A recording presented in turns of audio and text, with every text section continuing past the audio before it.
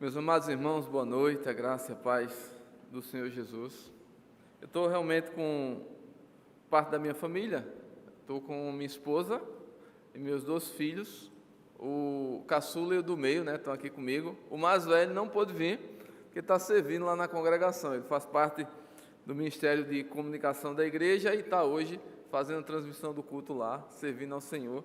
E é uma coisa que me alegra muito. Hoje pela manhã, ele deu aula de escola bíblica para a juventude e hoje à noite está lá servindo.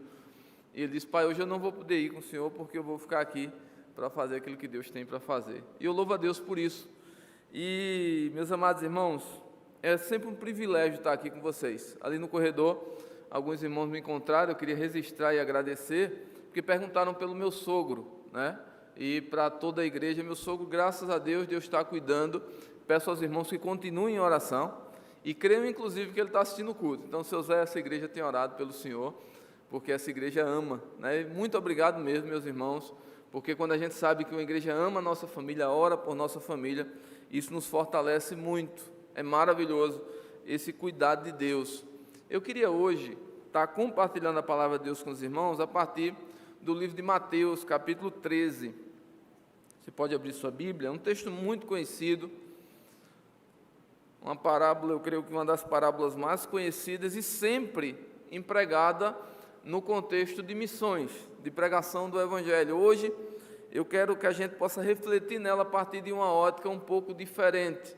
Não deixa de ser missões, não deixa de ser a pregação, mas pensando um pouco em nosso coração, nessa palavra que precisa penetrar de uma forma tão grande em nossos corações.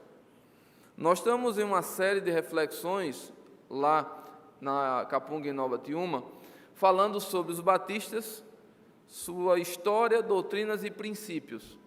E falamos semana passada sobre, para nós, o valor da palavra de Deus.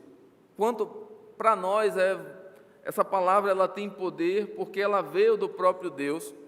E falando isso, trouxe uma pesquisa que foi feita por uma organização americana, falando dos efeitos da leitura da palavra na nossa vida.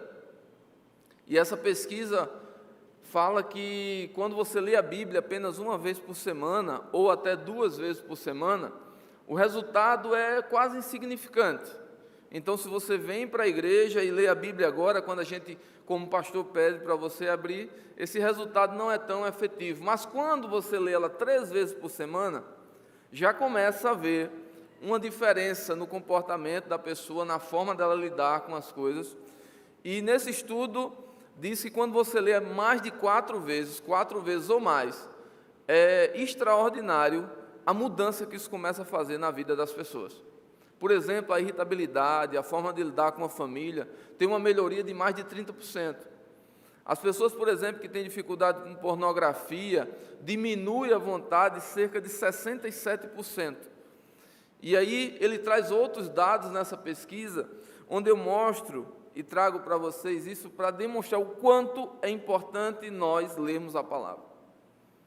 E por que eu trago essa reflexão hoje? Porque tem sido comum pessoas chegarem para mim e dizer: pastor, eu tenho lido tão pouca palavra, eu estou tão frio na fé. Inclusive nessa pesquisa diz que uma pessoa que lê a Bíblia regularmente aumenta mais de 200% o desejo dessa pessoa ao pregar o Evangelho para outras pessoas.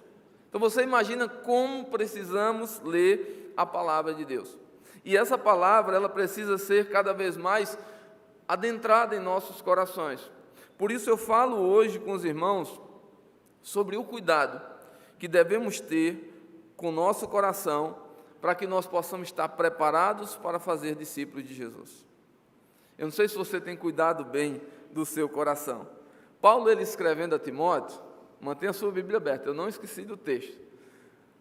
Paulo, quando ele escreve a Timóteo, ele escreve lá em 1 Timóteo, capítulo 4, verso 16, uma orientação maravilhosa. E eu gosto muito das cartas de Paulo a Timóteo, eu me identifico muito como um jovem pastor. E ele diz a Timóteo, no versículo 16, Timóteo, cuida de você mesmo. E é interessante isso, meus amados irmãos, que a gente tem visto pessoas que estão tão cheias de atividades, às vezes até ministeriais, e não têm parado de cuidar deles mesmos. E aí tem criado e cada vez mais gerado ansiedade nas pessoas, estresse nas pessoas. Tem pessoas, às vezes até, certa vez, conversando com o pastor, ele disse que viveu um momento na vida dele que, quando ele ia para o elevador do seu prédio, para ir para a igreja, ele tinha uma fobia tão grande, pastor, que ele ficava em pânico. Isso estava acontecendo de tão estressante que estava aquela situação na vida daquele pastor. Imagina também hoje nós, irmãos de igreja, que se envolvemos com tantas demandas, é família, é casa, é trabalho, e às vezes temos dificuldade de cuidar do nosso coração. E Paulo exorta Timóteo, orienta Timóteo, cuidado, Timóteo, cuida de você mesmo, e cuida da doutrina, e cuida da palavra de Deus que você recebeu, e cuida dessas verdades que estão chegando até você, para que você ensine a outros. E ele diz, olha, se você continuar nesses deveres, faça isso, porque isso vai salvar tanto a você mesmo, quanto aqueles que lhe ouvem. Então, meus amados irmãos, eu acho que é muito claro para nós a importância de cuidarmos do nosso coração, e a forma de cuidar desse coração é se enchendo da palavra. Aqui na igreja nós temos excelentes cardiologistas, e eu sei que os irmãos, Dr. Milton, que está aqui, grande cardiologista, eu sei que se você for precisar dele nessa área, ele vai lhe dar boas orientações para cuidar do coração. Já esteve lá na congregação, fez um trabalho maravilhoso, um projeto que tivemos de atendimento às pessoas. E uma das coisas práticas que um cardiologista vai poder dizer para você, meu irmão, se alimente bem, faça exercício físico, isso vai ajudar você. E também vai recomendar que a gente se abstenha, de repente, se você tiver de algum vício, de alguma dificuldade. Isso é uma forma de cuidar do nosso coração físico. E eu poderia dizer, como é que a gente cuida do nosso coração espiritual? Como é que a gente cuida realmente das nossas emoções? Como é que a gente vai lidar melhor com a nossa vida? Que diz respeito à fé, como é que você tem cuidado da sua vida? Provérbios capítulo 4, verso 23, vai nos dizer, acima de tudo, guarde o seu coração, pois dele depende toda a sua vida. Cuidar do coração, meu amado irmão, cuidar das nossas emoções é muito importante para que a gente esteja preparado para dar frutos, para ser um instrumento nas mãos do Senhor. Cuidar do coração, meu irmão, significa que você deve tomar cuidado naquilo que tem vindo à tua mente, aqueles desejos que têm chegado à tua mente, porque tudo que é bom e tudo que é ruim vai ter início no seu coração. O que é que você tem alimentado o seu coração? Você tem realmente se dedicado na leitura da palavra de Deus? Ou você tem muitas vezes sido distraído com outras coisas, que às vezes é até importante, mas que tem tomado o lugar desse cuidado do teu coração? Às vezes dizemos que o tempo é curto, que as coisas estão muito corridas e deixamos de lado esse cuidado.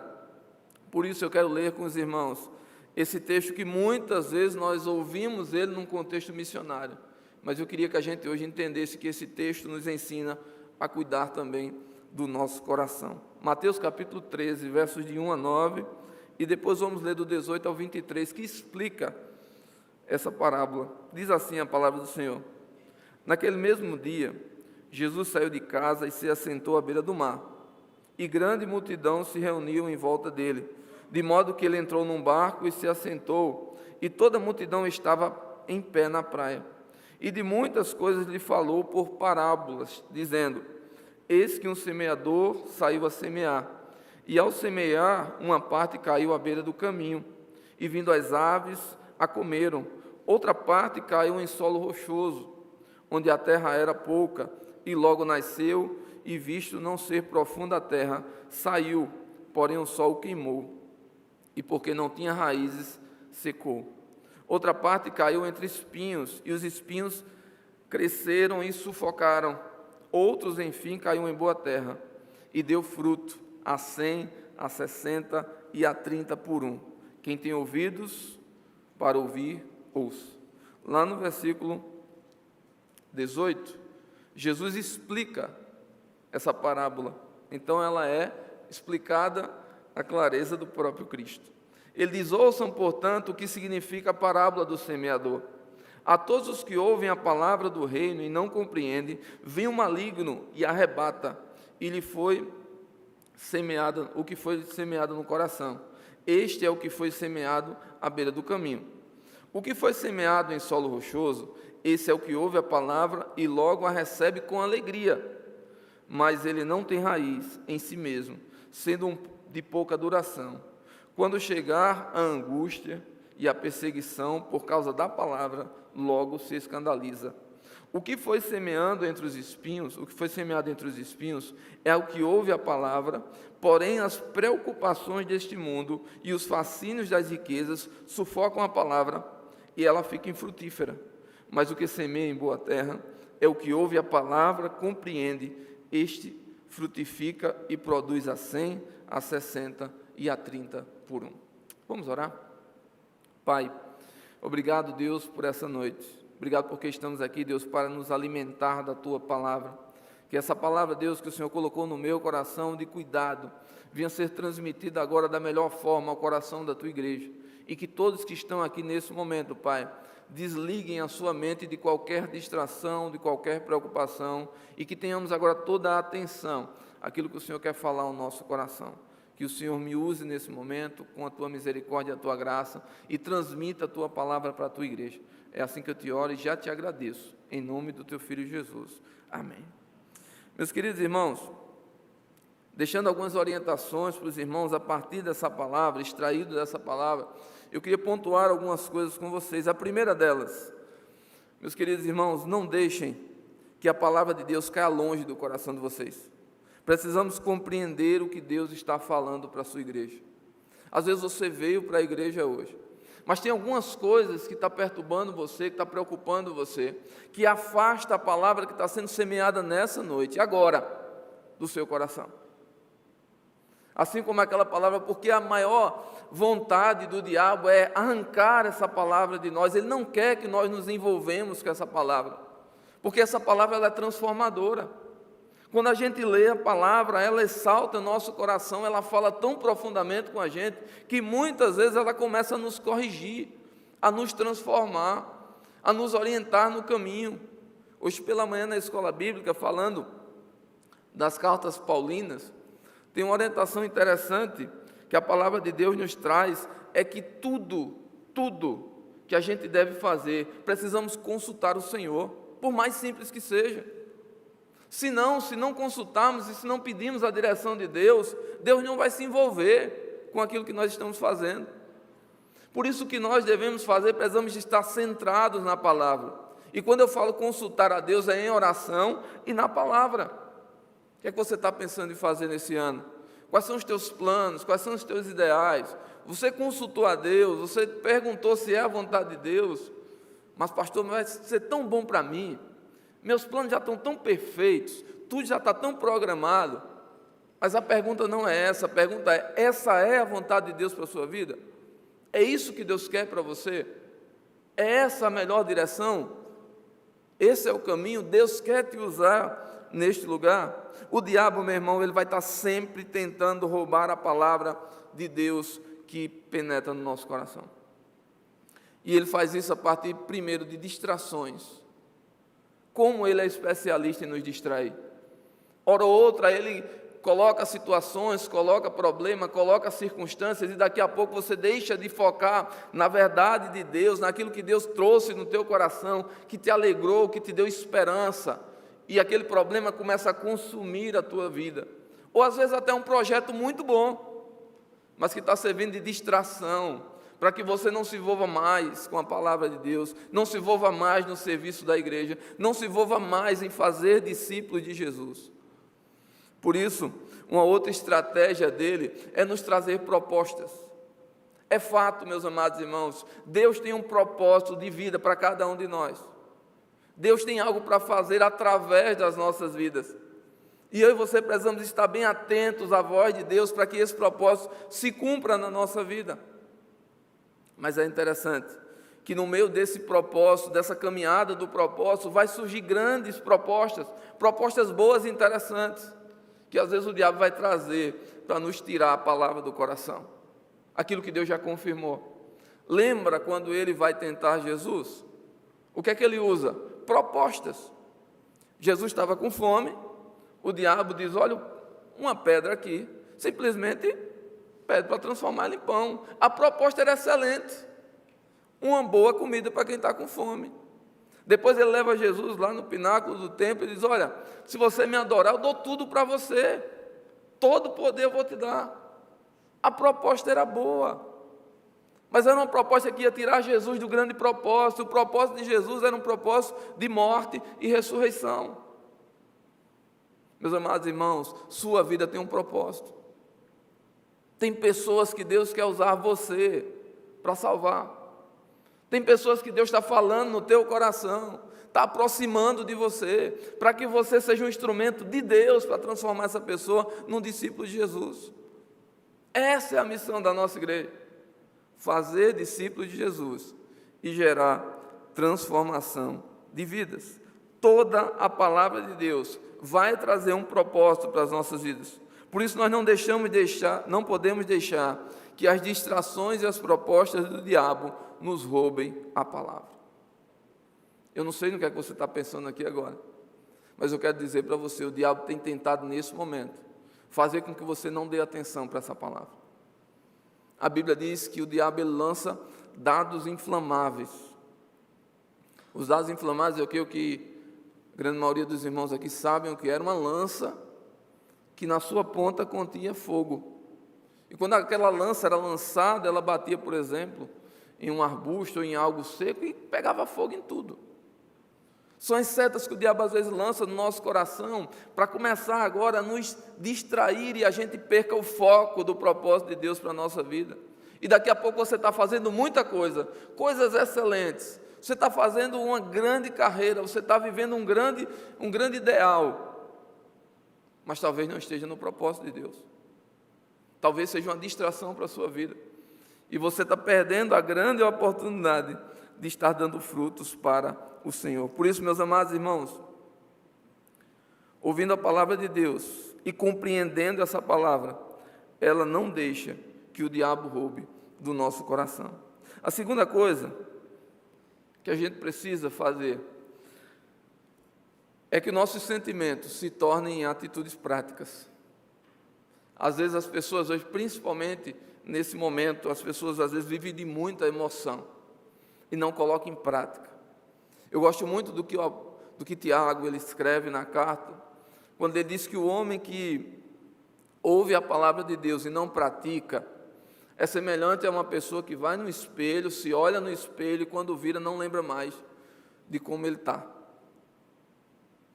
Às vezes fazemos isso, a gente vem para a igreja, a gente se vê nesse espelho espiritual, mas parece que quando a gente volta para casa, o dia amanhã vai ser igual a todos os outros, e eu não estou vivendo o propósito de Deus. Nós precisamos receber a palavra com alegria, mas não podemos deixar essa alegria se perder. A alegria é muito bom, mas precisamos colocar em prática o que nós aprendemos, porque isso vai gerar raízes, vai gerar maturidade em nossa vida, e aí nós vamos conseguir fazer com que essa alegria seja duradoura. Então eu preciso ir, absorver a palavra, e essa palavra precisa gerar em mim maturidade, e maturidade que me leve ao serviço do Senhor, que me envolva no serviço do Senhor. Meus amados irmãos, não existe nada que preserve mais a alegria da palavra quando nós nos envolvemos na obra da palavra. As dificuldades vêm, as lutas vêm. Hoje pela manhã falava do texto de Atos, onde Paulo vai pregar na cidade, ele é apedrejado, tiram ele da cidade quase morto. Seus discípulos agora ficam próximos dele, ele se recupera e ele volta para pregar.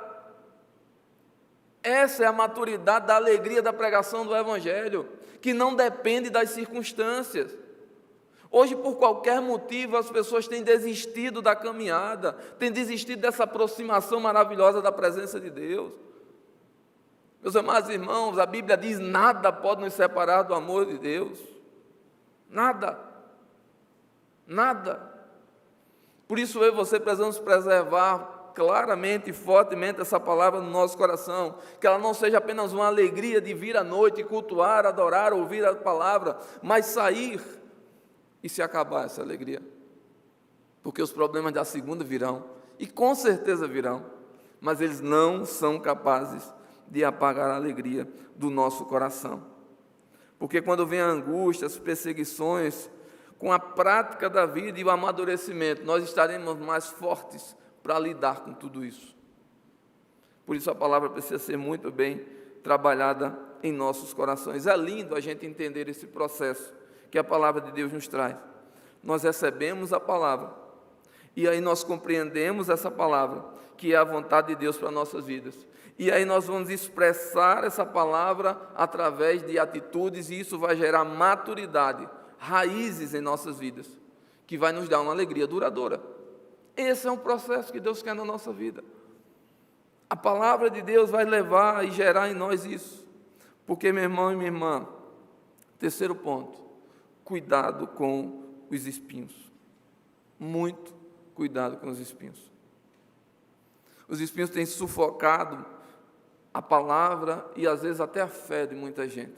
As pessoas têm desfalecidos, mesmo compreendendo a vontade de Deus, mesmo vivendo a alegria do Evangelho, mesmo você amadurecendo na fé, o diabo não desiste.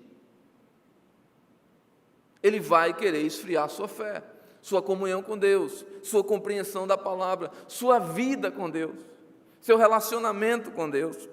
E o primeiro espinho que ele coloca aqui são as preocupações desse mundo. E a pergunta é: quem não tem? Todos nós vivemos em grandes preocupações. Você se preocupa porque tem alguém doente na família, você se preocupa com a situação do país, você se preocupa com o crescimento dos filhos, como lidar com cada coisa. Mas o que a Bíblia está nos orientando é não deixar que essas preocupações tome e sufoque a nossa fé, que é alimentada pela palavra. Mateus capítulo 6, verso 25, a palavra de Deus nos diz: por isso eu digo a vocês, não se preocupe com a sua vida, quanto que irão comer ou beber. Não é o corpo mais importante do que as vestes? Não é a vida mais do que importante do que o alimento? E o corpo mais do que a roupa? O que é que realmente a gente tem se preocupado? Depois ele vai dizer: essas preocupações são daqueles que não creem, são daqueles que não se alimentam com a palavra. Parece que a gente continua absorvendo as preocupações que o mundo tem naturalmente, mas que não é para nós termos. E eu me coloco nessa condição, meu irmão. Hora ou outra, quando eu paro para pensar, janeiro e fevereiro, a gente começa a se preocupar com os impostos. É IPVA, é IPTU, é escola dos filhos, é material. Mas aí eu tenho que parar e pensar que existe um Deus que supre a minha vida. Um Deus que a sua palavra me traz segurança, me traz certeza de cada vez mais um cuidado. E aí ele diz: olha, entrega para mim, o Salmo 55, verso 22, diz: entrega as suas preocupações ao Senhor e Ele te sustentará. Ele não permitirá jamais que um justo venha cair. Essa palavra me dá esperança. Essa palavra me dá confiança de superar as preocupações do dia a dia. Essa palavra me traz força de rejeitar esses espinhos que tentam sufocar a minha fé. Um segundo espinho trazido na palavra, que tenta muitas vezes nos enforcar, são os espinhos dos fascínios da riqueza. É interessante a corrida das pessoas pela riqueza. O que mais nós vemos hoje nas redes sociais e nas TVs são propostas de enriquecimento fácil e rápido. E as pessoas começam a correr atrás disso. E por isso as pessoas começam a dedicar tempo nisso, a acordar cedo, a dormir muito tarde, correndo, como o autor da Sagrada Escritura vai dizer, como se estivesse correndo atrás do vento. E do que tudo isso adianta? Mateus 6, 19 ao 21 diz: olha, meus irmãos, não acumule para vocês tesouro na terra, onde a traça e a ferrugem destrói, onde os ladrões roubam e furtam. A ideia aqui da palavra não é dizer que a gente não deve trabalhar, que a gente não deve sonhar, que a gente não deve se esforçar, mas a palavra está dizendo o que realmente importa. Tudo precisa ser feito no seu tempo, com o seu cuidado, para que isso não seja um espinho e sufoque o nosso relacionamento com Deus. Ele diz: faça o seguinte, acumule tesouro no céu, ou seja, viva o seu chamado. dê frutos, gere discípulos de Jesus, porque lá atrás o ferrugem não destrói, os ladrões não roubam nem furtam. E aí ele diz no verso 21, finalzinho, porque onde estiver o seu tesouro, aí vai estar o seu coração. Isso é muito importante, meus amados, porque aí eu paro para pensar, em que eu tenho dedicado o maior tempo da minha vida? Onde está a dedicação dos meus grandes esforços? Tem sido em construir coisas ou em salvar vidas? Recentemente, ouvindo uma pregação muito antiga do pastor Shed, e ele falava de uma determinada guerra que teve, Estados Unidos e um outro país, não me recordo, mas ele falava que um amigo dele foi dado um minuto para falar em uma palavra missionária, e ele pergunta àquele povo: vocês estão orando pelos 36, na época era 36 prisioneiros americanos que estão em determinado país? E o pessoal falou: estamos orando. E a segunda pergunta daquele pregador foi: e vocês estão orando pelos milhões de moradores daquela cidade que não conhecem Jesus, que estão condenados ao inferno? E a plateia ficou em silêncio. E o pregador disse: é verdade, vocês são muito mais americanos do que cristãos. Às vezes nós somos muito patriotas nos nossos ideais, mas esquecemos que o propósito de Deus para a igreja dele nessa terra é salvar vidas. E se nós não estivermos envolvidos com isso, nós não temos parte com o reino de Deus. João capítulo 15, Jesus vai dizer: eu sou a videira, vocês são os ramos.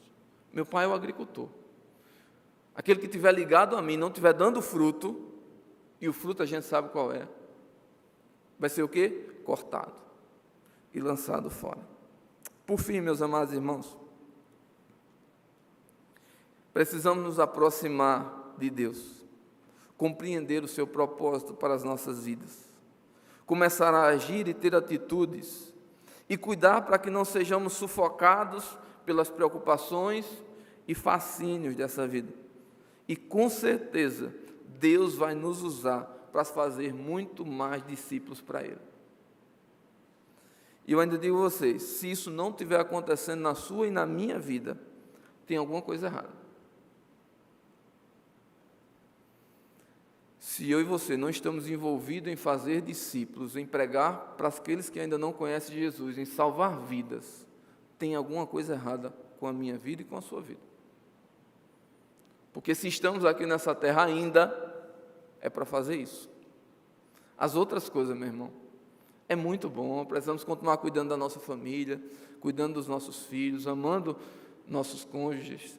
Agora, a nossa grande missão, o grande propósito de Deus para cada um de nós, é que façamos discípulos para Jesus. Então, eu trago uma recomendação para você da parte do Senhor. Pare um pouquinho. Faça uma reflexão. O que é que está travando você em fazer discípulos para Jesus? São seus sentimentos? Você talvez tenha vergonha, você talvez esteja angustiado com alguma coisa, preocupado com alguma coisa. Isso tem parado tanta gente de produzir, tanto na sua vida particular, quanto principalmente na obra do Senhor. Lidar com as emoções é um desafio tremendo, tremendo. Os irmãos que foram, parte do coro que foi lá na igreja, recentemente, viram que nós tínhamos um consultório lá na igreja, onde nós temos atendido várias pessoas da comunidade, e todos os dias, meu irmão, tanto da igreja quanto da comunidade, até de outras igrejas, têm ido lá falar das suas angústias, falar de coisas que estão travando essas pessoas na sua vida comum, do dia a dia, e também na sua vida espiritual.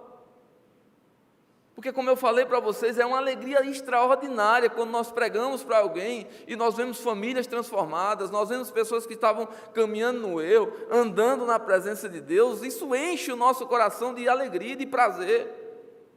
E a gente precisa experimentar isso como igreja todos os dias. Era isso que movia Paulo.